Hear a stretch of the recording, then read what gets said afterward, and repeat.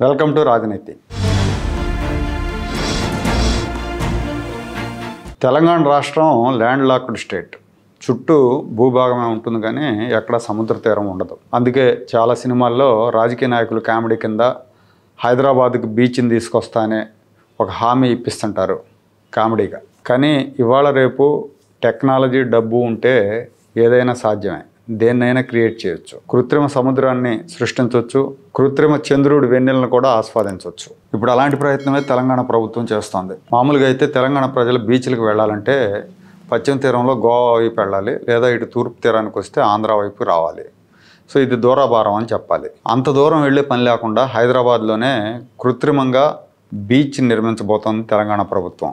దీనికోసం artificial see అంటే సముద్రాన్ని కృత్రిమంగా పరిమిత స్థలంలో సృష్టించబోతున్నారు. హిమాయత్ సాగర్ చెరువు సమీపంలో కొత్వాలగూడ అనే గ్రామంలో 35 ఎకరాల్లో కృత్రిమ సముద్రం, కృత్రిమ ఇసుక తిన్నెలు, కృత్రిమంగా వేవ్స్ వచ్చే విధంగా సముద్రాన్ని నిర్మించబోతున్నారు. 35 ఎకరాల్లో ఈ సముద్రం ఉంటుంది. ప్రాజెక్ట్ కాస్ట్ వచ్చేసి 225 కోట్లు. ఇది పూర్తయితే హైదరాబాద్ వాసులు ఎంచక్కా ఈ బీచ్లో ఎంజాయ్ చేయొచ్చు. అలాగే ఇక్కడ యువత కోసం, పిల్లల కోసం water sports, floating villas, restaurants, cinema థియేటర్లు ఇవన్నీ కూడా ఏర్పాటు చేసి దీన్ని ఒక టూరిస్ట్ సెంటర్గా డెవలప్ చేయబోతున్నారు.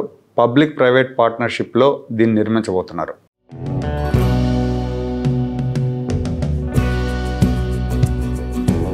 Like, share and subscribe to Rajaniti channel.